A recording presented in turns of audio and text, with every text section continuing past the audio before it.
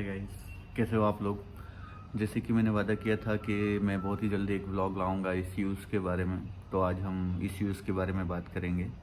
Issue जो है वो जो कार्बोरेटर के बाद अभी फ्यूल पंप जिन जिन बाइक में आया है, तो उन सब बाइक में इश्यू का जो है वो बहुत ही इम्पोर्टेंट रोल है। आप ऐसा भी कह सकते हैं कि वो ब्रेन है।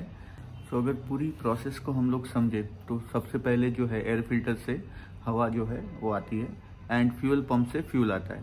तो अब ये जो हवा और फ्यूल का जो मिक्सचर रेशियो डिसाइड करना है वो आपका जो इश्यू है वो डिसाइड करेगा। वो बताएगा कि भाई कितना मिक्सचर जो है वो करना है। सो जो पुरानी बाइक थी उसमें ये चीज़ था, वो कार्बोरेटर करता था बट वो मैन्युअली ऑपरेटेड था। उसको बढ़ाना घटाना मैन्युअली करना पड़ता था। वो रन टाइम पे डिसाइड नहीं कर सकता था कि मुझे कितना पेट्रोल या तो फ्यूल जो है वो ऐड करना है। तो फिर इससे दिक्कत क्या होती थी कार्बोरेटर से। तो जब आप कहीं ऐसी जगह पे जाते थे जहाँ पे हवा में ऑक्सीजन लेवल जो है वो कम है या ज़्यादा है, तो उस समय पे क्या होता था कि जो फ्यूल ऑटोमेटिकली कंट्रोल होना चाहिए, कभी कम जाना चाहिए कभी ज़्यादा जाना चाहिए, वो होता नहीं था और बाइक के जो परफॉर्मेंस था वो नहीं मिलता था आपको। कुछ जो जानकार लोग थे वो मैन्युअली कार्बोरेटर से बढ़ा लेते थे या घटा लेते थे। तो अभी इश्यू के आने से क्या हो गया कि उसके अंदर एक अल्गोरिदम सेट होता है। जो अल्गोरिदम है वो डिसाइड करता है कि कितना फ्यूल है, कब जाना चाहिए, कितनी एयर रेशियो के साथ है। सो उससे जो मैनुअल ऑपरेशन का जो हेडेक था वो दूर हो गया और एक अच्छा परफॉर्मेंस मिलता है। सो आपका जो इश्यू है उसको आप कंट्रोल नहीं कर सकते। जो डिफ़ॉल्ट इश्यू आता है वो उसमें अल्गोरिदम सेट है, वही डिसाइड करेगा कितना फ्यूल डालना है, कितना एयर डालना है। तो इसके लिए अब आ गए आफ्टर मार्केट इश्यूज। सो अभी रिसेंटली मैंने जब राइडर मैनिया 2022 में गया तो वहाँ पे मैंने पावर ट्रॉनिक्स का ये देखा, fuel x pro. So basically बात करें अगर फ्यूल एक्स प्रो की, तो वो कैसे वर्क करता है। सो उसमें दो यूनिट होते हैं। एक होता है आपका ECU यूनिट होता है जो आपका डिफ़ॉल्ट ECU है उसको रिप्लेस कर देता है। अब दूसरा जो यूनिट होता है वो आपके हैंडल बार में लगता है। उसमें up down switches and LED indicator होता है। तो अभी अप डाउन स्विच से क्या होता है, आप डिफरेंट डिफरेंट मोड है या मोड बोल लो या मैप बोल लो, बाय डिफ़ॉल्ट वो लोग उसको मैप बोलते हैं। तो वो मैप आप चेंज कर सकते हो और according to your road conditions, your weather conditions, आप जो है अपना मोड सिलेक्ट कर सकते हो, मैप सिलेक्ट कर सकते हो। सो बेसिकली ये हर एक जो मोड है उसका एक अलग अलग AFR होता है, एयर फ्यूल रेशियो। सो आप जैसा मोड सिलेक्ट करते हो उस हिसाब से आपका जो AFR है वो सेट हो जाता है। अब ज़्यादा इन्फॉर्मेशन के लिए आपको एक चार्ट दिख रहा होगा अभी मेरी स्क्रीन पे। तो यहाँ पे जो है उसके जो सारे 10 मोड्स उसमें जो अवेलेबल है उसका एक चार्ट दिया गया है।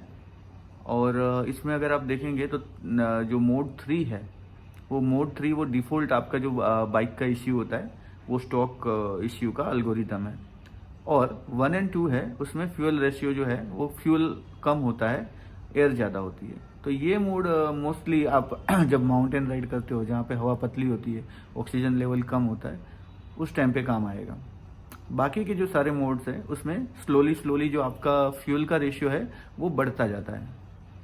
तो आपको जो जब ज़्यादा तेज़ जाना है और ज़्यादा फास्ट आपको गाड़ी चलानी है जैसे कि हाईवेज़ वगैरह पे, वहाँ पे आपको वो मोड यूज़ होंगे। सो अब जो नेक्स्ट क्वेश्चन आता है वो ये है कि ये जो आफ्टर मार्केट इश्यू है दैट इज़ नेसेसरी। तो नहीं, ये नेसेसरी तो नहीं है, ठीक है। जो स्टॉक इश्यू होता है वो भी काफ़ी अच्छा काम करता है और काफ़ी अच्छा परफॉर्मेंस देता है। बट हाँ, अगर आपकी राइडिंग काफ़ी ज़्यादा है और आपको डिफ़िकल्टीज आ रही है, आपका गाड़ी जो है वो कभी कभी पावर छोड़ रहा है या अच्छे से नहीं चल रहा है, तो उस मामले में जो आपका ये आफ्टर मार्केट इश्यूज़ है वो आपको हेल्प कर सकते हैं। तो अब क्वेश्चन आता है कि आफ्टर मार्केट इश्यू लगाने से क्या मेरे सारे प्रॉब्लम सॉल्व हो जाएंगे। नहीं, ऐसा नहीं है।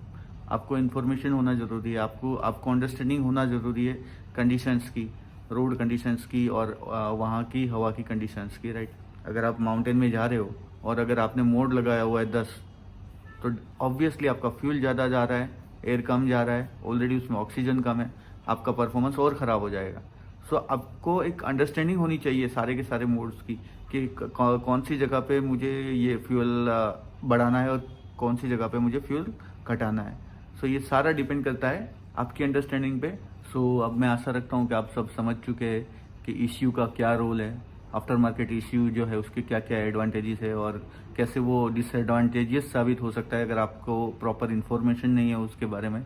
और आफ्टर मार्केट ईसीयू थोड़ा कॉस्टली भी है, सो उसको लगाने से पहले थोड़ा सोचना पड़ता है कि इतना इन्वेस्टमेंट जो है वो करना ज़रूरी है कि नहीं है, क्योंकि अगर आप ज़्यादा राइड पे जा नहीं रहे, सिटी में ही आपका राइडिंग हो रहा है, तो उसके लिए तो ये सब ज़रूरी नहीं है। और अब एक आखिरी और ज़रूरी बात, प्लीज़ लाइक करें, सब्सक्राइब करें एंड कमेंट भी ज़रूर करें अगर आपको कोई क्वेश्चंस हो रहे हैं ये इश्यूज़ या आफ्टर मार्केट इश्यूज़ के बारे में। मेरे बाकी के दूसरे वीडियोस भी आप देख सकते हो जो अलग अलग टॉपिक के बारे में है। और बहुत ही जल्दी मैं एक नया वीडियो लाने वाला हूँ। वो होगा आपकी जो बाइक है उसके डिफरेंट डिफरेंट पार्ट्स है, उसका क्विक मेंटेनेंस कैसे करें आप, कौन सी ड्यूरेशन पे कौन से जो छोटे छोटे पार्ट्स है उसको चेंज करना होता है या उसको क्लीन करना होता है।